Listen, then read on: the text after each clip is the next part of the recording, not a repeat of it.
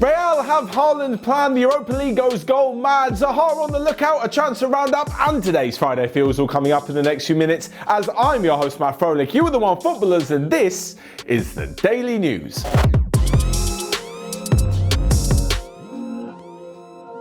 So first up, and Real Madrid have a plan for Erling Haaland. Yesterday, Angelina was talking about how Manchester United are also making him a priority, but it looks as though Real may just sneak ahead because they've got the secret weapon of another Norwegian. I say that, Manchester United have got a Norwegian in charge as well, but in the case of Martin Odegaard, Real Madrid believe they've got what it takes to attract Haaland to the club with a promise of a brilliant link-up in the attacking areas. Of course, Odegaard is currently on loan at Arsenal and slowly working his way into the first team there. If that goes well, Real Madrid know all about his promise. Surely they'll be bringing him back in the summer, and the potential of linking up with Haaland would be too good for either of them to turn down. The thing is though, the Real Madrid might have to pay a little bit more than expected whether they sign him this summer or next summer. There's been so much talk about a €75 million release clause coming into effect from summer of 2022, but it turns out, according to latest reports, that this was never 75 million in the first place, and it's always been 100 million.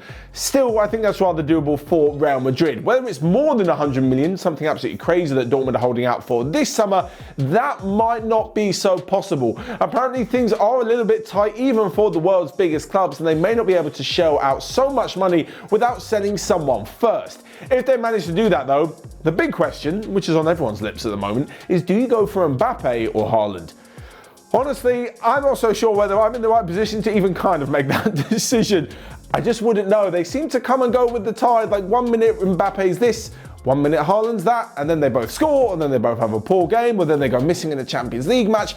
Nobody really knows, but you can guarantee if somehow, some way, Real Madrid or any other club were to sign both of them, they pretty much have their attack sorted for the next 10 years at least, and it would be very, very unfair. That's Real Madrid going full career mode.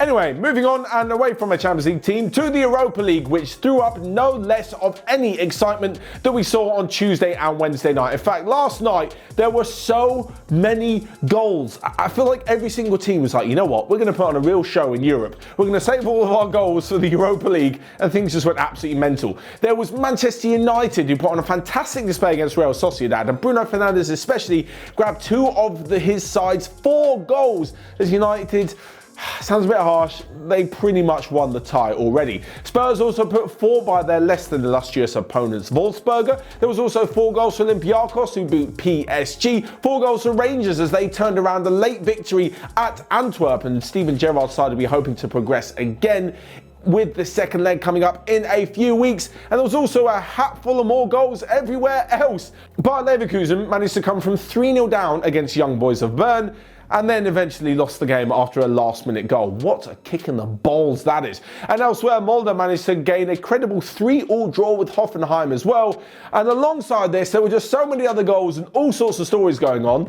Big props to the Europa League. I saw someone comment the other day on one of our videos saying, hey, give some love to the Europa League as well, not just the Champions League. Here it is. I'm all here for it. Not just because my team's in it, but because there's so many good players and there's so many matches and clearly so much entertaining, exciting football. On top of this though, it wasn't exactly the greatest night for English sides Arsenal and Leicester, as both of them came out with a draw. Leicester against Slavia Prague and Arsenal against Benfica, of course. Both of these were technically the away legs, so they go to their home venue in a week's time, and you'd probably back both of them to finish off the job, but Arsenal can't be so sure. According to Bukayo Saka, they need to be on top of their game if they are to make it through next week. Of course, there'll be 2 Tottenham players, former Tottenham players I should say, in that side. We're hoping to do the damage at the Emirates with Adel Taarabt and Jan Vertonghen. Anyway, moving on and to some more transfer news, and Wilfried Zaha has admitted that he is looking for opportunities. He's been at Crystal Palace since he was a youngster. He said that he absolutely loves the club, but he's very ambitious, and if there are opportunities for him to move to a team where he can go and win some trophies,